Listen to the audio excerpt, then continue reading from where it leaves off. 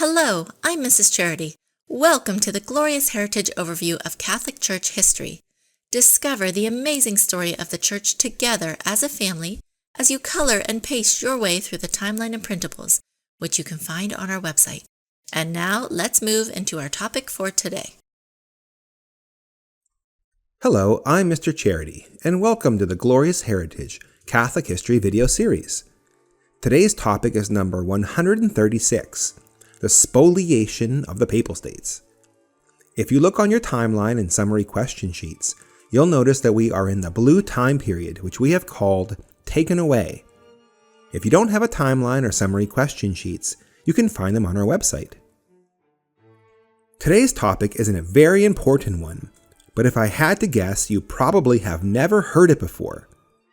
First, I need to explain what the word spoliation means, and then I'll continue to explain what happened during this very tragic and important event in church history.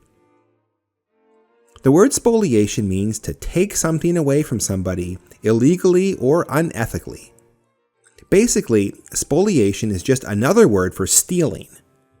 So instead of saying the spoliation, we can say the theft of the Papal States. But next you might ask me, what are the Papal States? And of course, that's a really good question. Do you remember way back to video number 49, which is called the Donation of Pepin? You might want to go back and watch that video again as a refresher. In the mid-700s, King Pepin, the father of Charlemagne, gave a large amount of land in central Italy to the Pope in Rome. This land came to be known as the Papal States. It was land that the Pope ruled directly as a king. Now the Pope is the head of the Church, but the Pope is not the King of France, or he is not the Holy Roman Emperor. But the Pope was the King of the Papal States. The Papal States were very important to the Pope because it was his temporal domain. This means it was the land in which he ruled over directly. The Pope was able to retrieve taxes and other resources from this land, which enabled the Pope to act independently, without being pressured by other kings. This was very important because the Papal States made it harder for bad kings and bad emperors to make the Pope do what they wanted, instead of what the Pope wanted. The Pope and the Holy See ruled over the Papal States for almost 1,100 years, a very long time indeed. After the French Revolution, however, Europe began to change. The evil ideas from the French Revolution spread across the land and even into Italy itself. A new group formed, enemies of the Church, called the Freemasons. The Freemasons would meet in secret and plan and scheme to take the Church's power away, so they could control Europe instead of God's Church. One of their most important plans was to take the Papal States away from the Pope. Finally, in 1870, they finished their plan. Under their new king, Victor Emmanuel II, the armies of the Freemasons in Italy attacked the Papal States and attacked the Pope's army too. The Pope's army was very small and was no match for the large army of the Freemasons. On September 20th, 1870, during the reign of Pope Pius IX, the enemies of the Church succeeded in conquering the Papal States and taking it away from the Holy See. These same armies also attacked other kingdoms in Italy, so they could unite all of the people of Italy into one country under the leadership of Victor Emmanuel II. Pope Pius IX was very upset about this great evil committed against the Catholic Church, but he was powerless to fight back. He did protest by hiding himself in the Vatican and not coming out ever again until his death. Then the next Pope, Leo XIII, also followed this same protest. In fact, many popes followed this example, none of them coming out of the Vatican. They called themselves prisoners in the Vatican. They wanted to make sure that no Catholics in Italy or elsewhere would think that they were okay with what happened to their Papal States. Finally, in 1929, a new treaty was signed by the leader of Italy. Although the popes never got back most of the Papal States, they did get back a very, very small piece of land because of this treaty called the Lateran Treaty. We'll talk about it in a future video in the Purple time period. And now Mrs. Charity will tell you a little bit more about the First Vatican Council that was interrupted by the theft of the Papal States. Hello, I am Mrs. Charity. In 1870, the Church called its 20th council, called the First Vatican Council. This was also a very important event as it proclaimed and defined the dogma of papal infallibility. This dogma, which is part of our Catholic faith, means that when a pope teaches us anything about the faith or about morals, the Holy Ghost prevents him from making a mistake.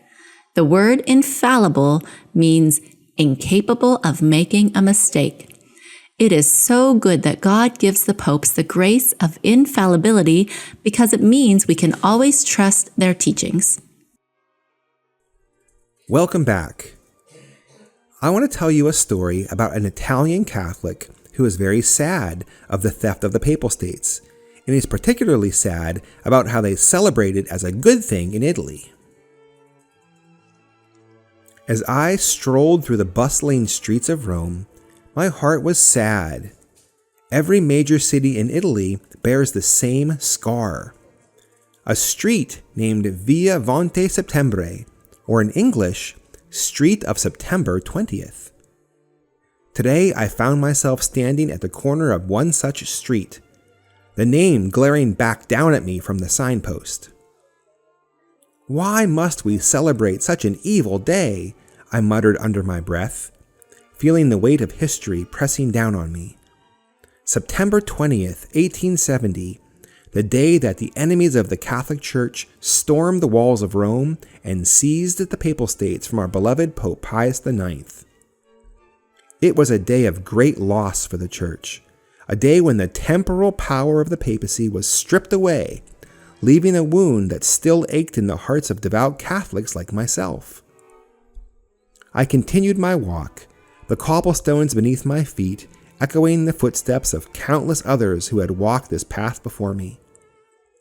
As I passed by a group of tourists, I couldn't help but overhear their guide explaining the significance of the street's name. This street commemorates the capture of Rome and the unification of Italy, he said with a tone of pride. I was frustrated. Unification, they called it, but at what cost? The Church, our mother and Christ's bride, had been humiliated and diminished on that day. I approached the group, unable to contain my thoughts of anger any longer. "Excuse me," I said, with a voice trembling with emotion. "Do you know what this day truly represents for Catholics?" The tourists began to look at me, with curiosity in their eyes. I continued. September 20th marks the day when the Papal States were taken away from the Pope. It was a grave act of theft and injustice. It was done by the enemies of Christ who hate the Church and the papacy. The tourists looked at me in a funny way, then turned their heads. They didn't seem to care. However, I will not forget this great evil committed against the Catholic Church. I will always love and cherish the Pope, his rights, his dignity, because he is the vicar of Christ on earth. Well, that's all for today. Come back next time and we'll discuss the uprisings of 1848. I hope you enjoyed and learned something new today. Visit our website, www.gloriousheritagecartoons.com, where you can find more educational supplements, cartoons, books, and printables.